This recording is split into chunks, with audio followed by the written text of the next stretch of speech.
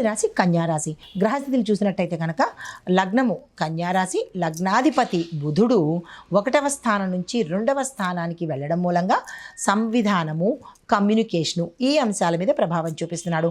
గురుడు 11వ భావంలో ఉండడం మూలంగా లాభాలు, స్నేహితులు ఈ అంశాల మీద ప్రభావం చూపిస్తున్నాడు.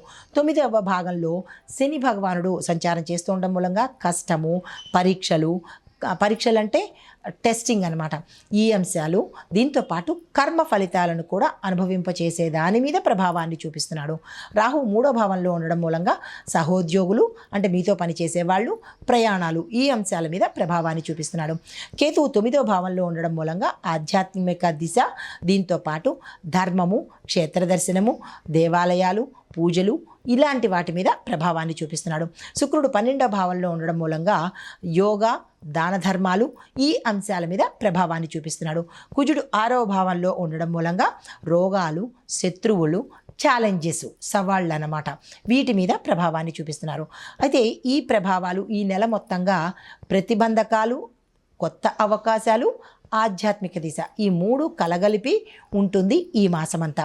అయితే మానసిక అంతర్ముఖ స్థితి చూసినట్టయితే కనుక మీ మానసిక స్థితి బుధుడు 1వ భావం నుంచి 2వ భావంలోకి వెళ్ళడం మూలంగా మనసు చురుకుగాను, తెలివితేటలతోనూ, యాంగ్జైటీ లేకుండా సామరస్యంగా చక్కగా చేసుకునే అవకాశాలు, ప్రతి పనిలోనూ అనుకూలత, కార్యసిద్ధి కలిగే అవకాశం కనబడుతోంది. శని భగవానుడు 9వ స్థానంలో ఉండడం మూలంగా పరీక్షలు, డెడ్లైన్స్, నిర్ణయాలు, స్ట్రెస్ అంటే మానసిక వ్యధ, కర్మ ఫలితాలు, ఆలస్యాలు ఈ అంశాల మీద ప్రభావం పడుతోంది. అయితే రాహు 3వ భావంలో ఉండడం మూలంగా కలీగ్స్ అంటే మీ సహోద్యోగులు, ట్రావెల్ అంటే ప్రయాణాల మీద సడన్గా నిర్ణయాలు తీసుకోవాల్సిన పరిస్థితి ఏర్పడుతూ ఉంటుంది. అయితే మీరు జాగ్రత్తగా ఇందులో ఉండాలి అంటే కనుక నిర్ణయాలు తీసుకునేటప్పుడు వేగ్గా అంటే ఒక స్థిరమైన మనసుతో లేకుండా తొందరపాటు నిర్ణయాలు, మొహమాట నిర్ణయాలు తీసుకున్నట్టయితే కనుక మీకు ఇబ్బంది పడే అవకాశం కనబడుతుంది. అయితే రెండో అంశం ఏంటంటే పేపర్ వర్క్, ఏదైనా అగ్రిమెంట్ల మీద సంతకాలు చేయాలన్నా, చెక్కుల మీద సంతకాలు చేయాలన్నా, ప్రామిసరీ నోట్ల మీద సంతకాలు చేయాలన్నా కొద్దిగా జాగ్రత్తలు తీసుకుని చేసినట్టయితే కనుక మంచి జరిగే అవకాశం ఉంది. అయితే ఏదైనా కాంట్రాక్ట్స్ సంతకాలు పెట్టేటప్పుడు, కాంట్రాక్ట్స్ ఒప్పందాలు చేసుకునేటప్పుడు కొద్దిగా క్లారిటీగా ఉండే ప్రయత్నం చేయండి. అయితే ఇంకా వృత్తి ఉద్యోగాలు చూసుకున్నట్టయితే కనుక ప్రభుత్వ రంగంలో పనిచేసే వాళ్లకు ఫైల్స్, ప్రాజెక్ట్స్ మీకు అన్నీ ఆలస్యంగానే ముందుకెళ్లే అవకాశం కనబడుతోంది. తర్వాత బ్యూరోక్రసీలో మీకు ఛాలెంజెస్, సవాళ్ళు ఎదురయ్యే అవకాశం కనబడుతోంది. ఫారెన్ కొలాబరేషను అంటే విదేశాలతో జరిగేటటువంటి సత్సంబంధాలు, ట్రైనింగ్లు ఇవి సాధ్యమయ్యే అవకాశం కనబడుతోంది. ఇంకా ఐటీ, కార్పొరేట్ రంగం చూసినట్టయితే కనుక మీ యొక్క కొలీగ్స్తో సత్సంబంధాలు క్రిటికల్గా ఉండే అవకాశం, మీరు కావాలని అనుకుంటారు కానీ వాళ్ళు మిమ్మల్ని దూరం పెట్టే అవకాశం కనబడుతోంది. మీకు అస్సలు కోఆపరేషన్ అనేది ఇవ్వని పరిస్థితి ఏర్పడుతోంది. ప్రాజెక్ట్ డెడ్లైన్స్ చాలా టైట్గా ఉంటాయి, తీర్చలేని పరిస్థితి కనబడుతోంది. తర్వాత ప్రమోషన్స్ మీద డిస్కషన్స్ అవుతాయి తప్ప ప్రమోషన్స్ అనేవి మీ దాకా రాని పరిస్థితి గోచరిస్తున్నది. ఇంకా వ్యాపారస్తులకు చూసుకున్నట్టయితే కనుక కొత్త భాగస్వామ్య వ్యాపారాలు, కాంట్రాక్ట్స్ సక్సెస్ అయ్యే అవకాశం కనబడుతోంది. ఆ దిశగా ప్రయత్నం చేసుకోండి. తర్వాత మీ యొక్క కాంపిటీటర్స్ ఎవరైతే ఉంటారో, మీ ప్రత్యర్థులు, మీ యొక్క ఆపోజిట్లో అంటే మీతో పాటు వ్యాపారం చేస్తున్న వాళ్ళ తాలూకా స్ట్రాటజీ, వాళ్ళ మైండ్ సెట్ ఏంటనేది మీకు అర్థం కాక ఎలా ముందుకెళ్లాలో తెలియని తికమక పరిస్థితి ఏర్పడే అవకాశం కనబడుతోంది. తర్వాత మీరు ఏదైనా బ్రాండింగ్ కానీ, అడ్వర్టైజ్మెంట్స్ కానీ, లేదా మార్కెటింగ్ కానీ ఇలాంటివి ఏవైనా చేసేటప్పుడు ఆ అంశంలో మీకు గ్రోత్ అనేది కనబడుతుంది, అంటే పురోగతి, అభివృద్ధి అనేది కనబడుతోంది. అయితే మీరు జాగ్రత్తగా ఉండవలసింది ఎక్కడంటే ఆర్గ్యుమెంట్స్ చేయవలసిన పరిస్థితి వస్తే కనుక మీరు తప్పుకునే ప్రయత్నం చేసుకోండి. తర్వాత ఆర్థిక పరిస్థితి చూసుకుంటే కనుక గురువు 11వ భావంలో ఉండడం మూలంగా అన్ఎక్స్పెక్టెడ్ లాభాలు అంటే మీరు ఊహించని లాభాలు వచ్చే అవకాశం కనబడుతోంది.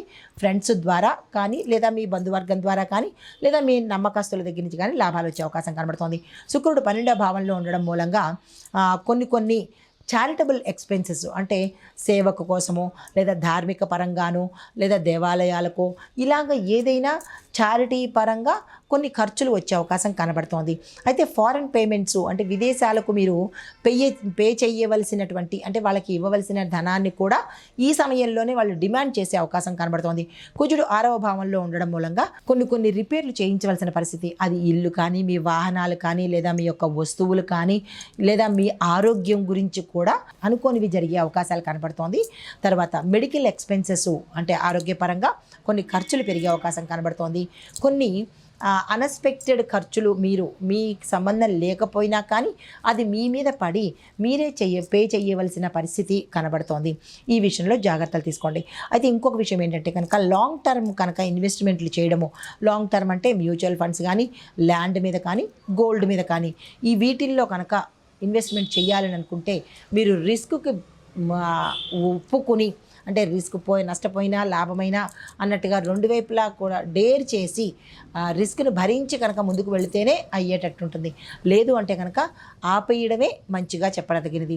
ఇంకా దాంపత్యము, కుటుంబము చూసినట్టయితే కనుక ఫ్యామిలీలో కొన్ని సమస్యలు కానీ, ఇబ్బందులు కానీ, గొడవలు కానీ వచ్చే అవకాశం కనబడుతోంది. ఈ విషయంలో కొద్దిగా జాగ్రత్తగా ఉండే ప్రయత్నం చేసుకోండి. పిల్లల విషయంలోనూ కొద్దిగా గొడవలు వచ్చే అవకాశం కనబడుతోంది. చిన్నపిల్లలు కావచ్చు, ఎదిగిన పిల్లలు కావచ్చు, పిల్లల విషయంగా మీరు కొట్టుకునే అవకాశం ఎక్కువ ఉంది. సంయమనం పాటించుకునే ప్రయత్నం చేయండి. అయితే మీ యొక్క పార్ట్నరు లేదా స్పౌజ్ ఈ అంశాలలో కొన్ని ఇబ్బందులు వచ్చే అవకాశం కనబడుతోంది. రహస్య విషయాలు దాచడం కానీ, మీకు చెప్పకపోవడం కానీ, ఇలాంటి ఇబ్బంది అంశాలు కనబడుతున్నాయి. ఈ విషయంలో జాగ్రత్తలు తీసుకోండి. అదే మీకు చెప్పదగినటువంటిది ఏంటంటే, అంటే ఇప్పటికిప్పుడు ఈ కుటుంబ పరంగా చూసినట్టయితే ఇలాంటివి ఏవైనా మీకు ఇబ్బంది వచ్చిన వెంటనే గుళ్ళకు, అంటే దేవాలయాలకు వెళ్ళడం కానీ, మీ నమ్మకస్తులకు మీ ప్రాబ్లమ్స్ చెప్పుకోవడం కానీ చేసినట్టయితే కొంత పరిహారం జరిగే అవకాశం కనబడుతోంది. ఇంకా సంతానము, విద్య ఈ చూసినట్టయితే కనుక పిల్లలకి చదువులో ఎటువంటి, అంటే ఈ రాశిలో ఉండే పిల్లలకు ఎటువంటి చదువులో డిస్టర్బెన్సెస్ అనేది కనిపించట్లేదు.